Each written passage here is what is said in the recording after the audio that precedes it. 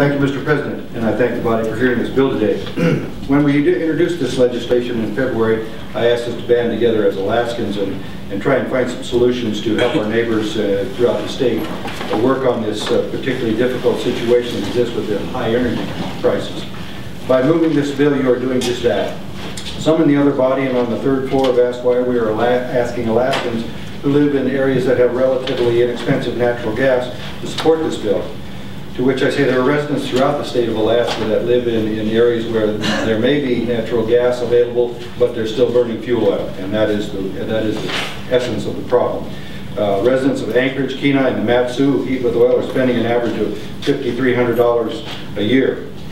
Some have asked why we have not limited assistance to those in poverty, to which we say that a middle-income family should not have to lose their house because they cannot afford both heat and their mortgage. Some have asked whether we should spend this money on long-term projects instead of assisting individual Alaskans, to which I say no one is a stronger advocate of the Susitna Dam project or in-state gas line or any of those larger projects that will at some point in time come online. But we must be honest and acknowledge that permanent reductions in energy costs for many of these projects are at least 10 years into the future. It's not reasonable to tell families that they need to wait for that period of time, basically a decade, before we move forward and provide them the relief. The crisis of energy costs is real and now.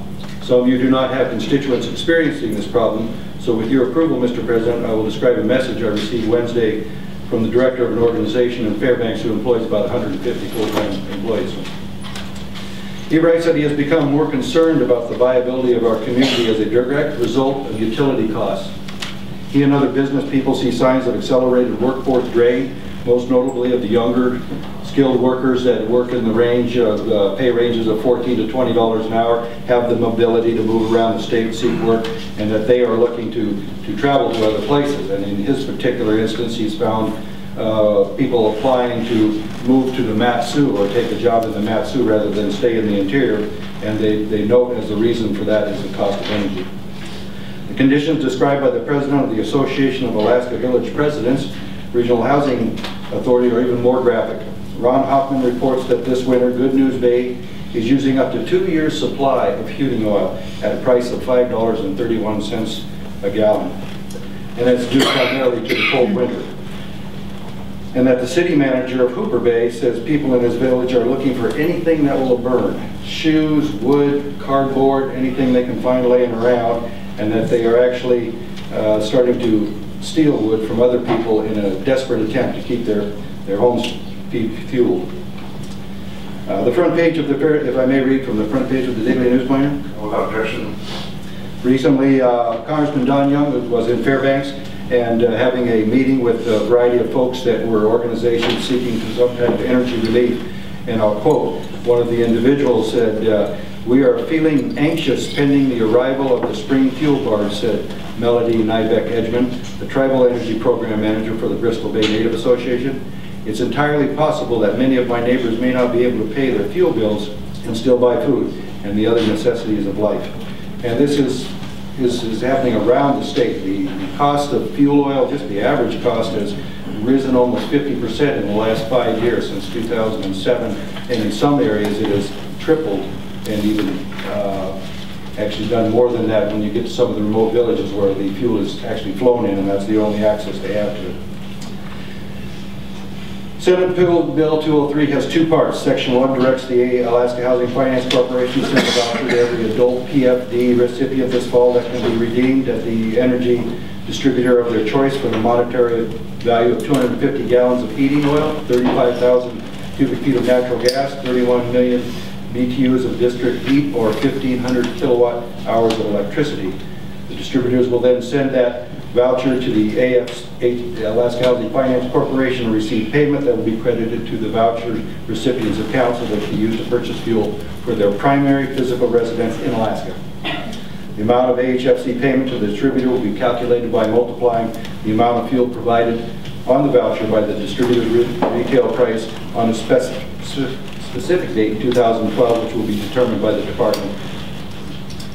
Vouchers may not be sold, transferred, or cashed out. They have to be used specifically for the purchase of energy. People who do not pay directly for fuels included in the voucher because of either their voucher or their utilities are included in rent, or because they use an alternative fuel, have two options available for them. They can ask to have their voucher reissued in the name of their landlord in exchange for rent or reduction, or they can issue them a check for $250 that must be used for rent or energy. Section 2 of the bill directs the governor to take public testimony, evaluate options, and make a recommendation for an energy assistance program to be implemented next year, fiscal year 14. The governor's analysis and recommendation are due October of this year. The analysis will include evaluation of fuel price reduction program and individual accounts, programs, and alternative options. Mr. President, in the same front page article of the Daily News Miner, Congressman Young said federal help was not available and very likely not to appear in the future, and encouraged the state to take control of the situation and seek its own solutions. All of us here have been frustrated by the pace of bringing newer, cheaper energy supplies on time to serve Alaskans. We've talked about pipelines, we've talked about dams. Everything seems to be somewhere in the future. We know that federal regulations are slowing the pace of permitting projects, the continual slippage of timelines for delivering natural gas to the interior, bureaucratic hurdles arising in front of good and necessary projects to lower energy costs. And the general public is growing weary of those excuses that they read in the paper why things are being delayed. I find great public concern about the state's comprehension of the urgency of the situation and determination to deliver these projects to solve problems, not create problems.